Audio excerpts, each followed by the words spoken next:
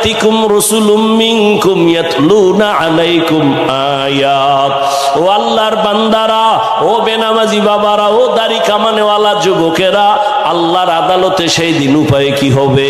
আমার নবী যদি উম্মত বলে স্বীকার নাই করে, আমার হাতে জাহান্নামের হ্যান্ডকাপ লেগে যাবে।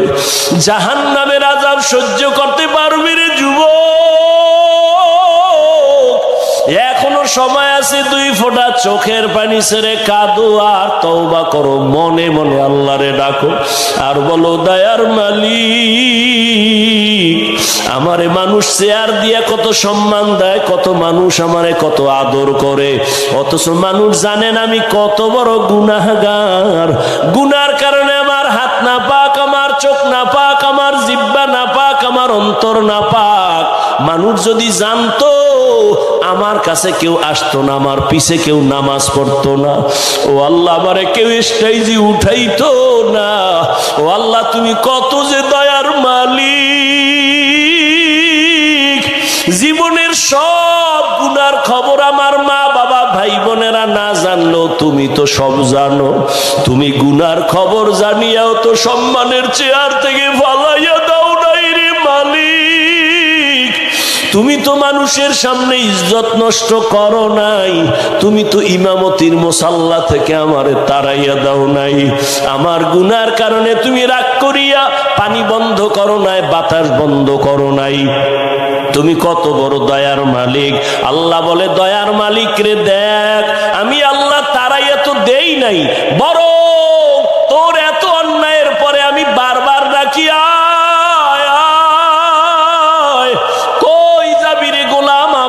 সেই তো আসতে হবে, রহমতের দরজায় ফিরিয়া আয়। এই দরজা ছাড়া যেদিকে যাও জাহান্নামের আগুন, ওই পথে যাইয়া কি লাভ হবে? আয় বান্দা ফিরিয়া আয়। আমার মাওলা প্রত্যেক রাতের গভীরে বান্দারে ডাকে, প্রথম আসমানে আইসা ডাকে, ওঠ আর কত ঘুমাবি, একটু উঠা আমি মাওলারে সিজদা দিয়া ডাক দে, ইয়া রব্বি গফিরলি, ইয়া রব্বি গফিরলি, ইয়া রব্বি গফিরলি, ইয়া রব্বি গফিরলি। আরে রব আমারে মাফ করে দাও, আমি তোর জীবনের গুনাহ মাফ করে দিব। জানি না কার নসিবে তওবা হবে, জানা নাই। কে আবার আবু জাহালের মতো হতভাগা হয়ে ফিরে যাবে, জানা নাই। ও আমার বাবাজিরা, ও পর্দার আড়ালের মা বোনেরা, ও যুবকেরা, এখনো সময় আছে, মনে মনে তওবা করো। আমার আল্লাহকে বলো আর 2 ফোঁটা চোখের পানি ছাড়ো। যদি কান্না না আসে, বাহাদুরি ভাব নিও না, মনে করিও তোমার উপরে আমার মাওলা গুনাহের কারণে বেজার। কান্নাওয়ালা যদি কাউকে পাশে পাও, হাতটা বাড়াইয়া দোয়া নিও। কান্নাওয়ালার দোয়া খালি ফেরত যাবে না। চোখে পানি নাই, কান্নার চেষ্টা করো, মনে মনে আল্লাহকে ডাকো আর বলো, হে আল্লাহ, জীবনে কত নামাজ ছাড়লাম, দাড়ি কাটলাম, বেপরদায় চললাম, আজকে থেকে তওবার নিয়ত করেছি, আর গুনাহ নিয়ে বাসায় যাব না, নামাজ ছাড়বো না, বেপরদায় চলবো না, দাড়ি কাটবো না, মা বাবারে কষ্ট দিব না, উলামায়ে কেরামের বরদোয়া নিব না, নবীর তরিকা মেনে শিক্ষক মুরব্বীদের দোয়া নিয়ে চলবো।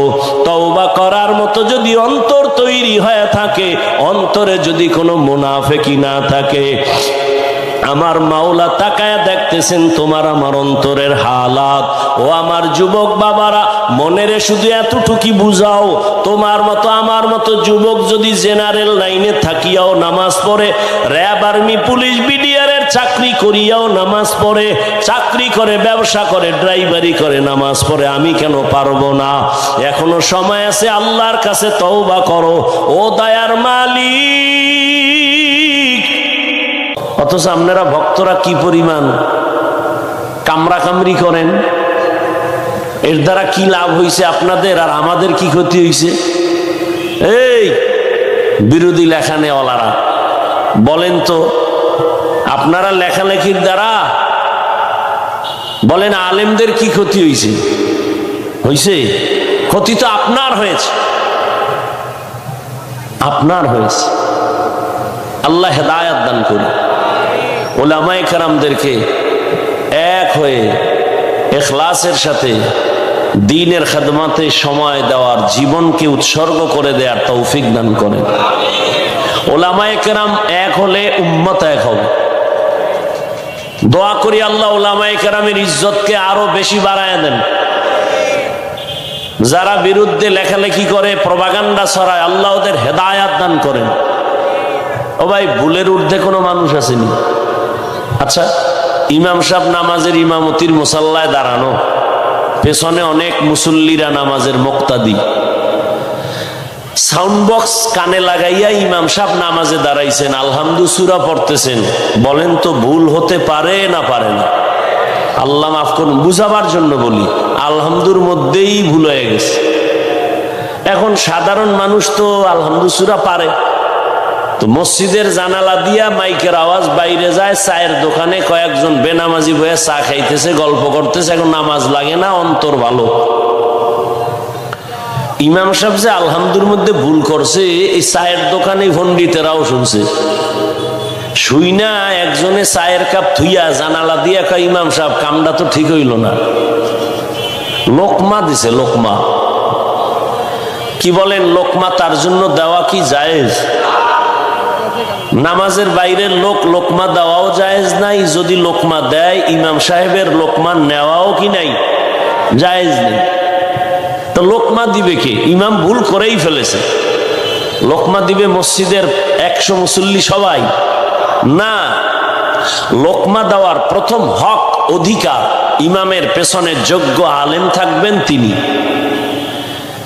এই জন্য ইমামের পেছনে এমন ব্যক্তিকে দাঁড়াতে হয় যে ইমামের নামাজ যদি মাঝখানে নষ্ট হয়, বাকি নামাজ জানো ইমাম সাহেবের অপরিবর্তে আরেকজন সে চলে যাবে, আরেকজন পড়াইতে পারে, এমন যোগ্য ব্যক্তি ইমামের পেছনে থাকবে এবং লোকমা দেওয়ার যোগ্যতা নিয়ে দাঁড়াবে।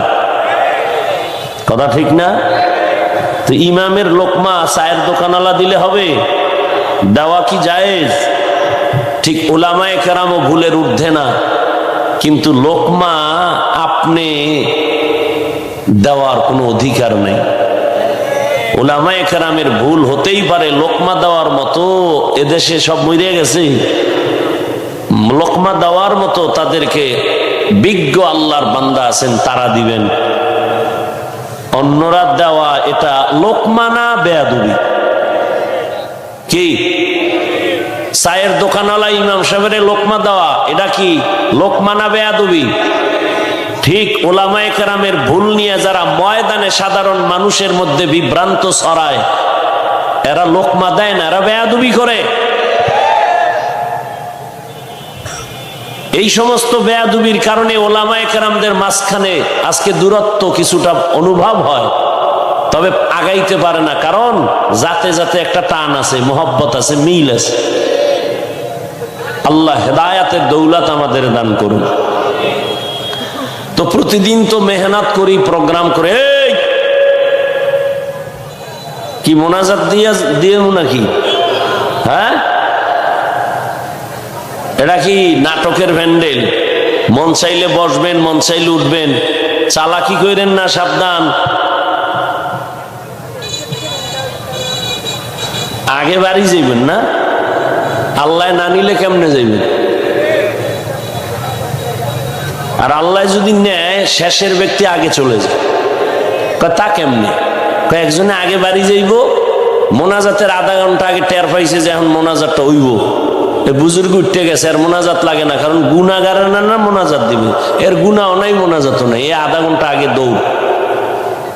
আধা ঘন্টা পরে মোনাজাত দিয়ে আল্লাহর বান্দারা যায়, দেহে হে রাস্তার মাঝে খাড়াই রয়েছে। কি ও ভাই, আপনি না আধা ঘন্টা আগে আইলেন, খাড়াই রয়েছেন, বাড়ি যান না এখনো? কয় আমার এই যে সিএনজি অটো আনছিলাম, চাক্কা পাংচার হয়ে গেছে, রাত বেশি, কুয়াশা, হসপিটাল কই পাবো?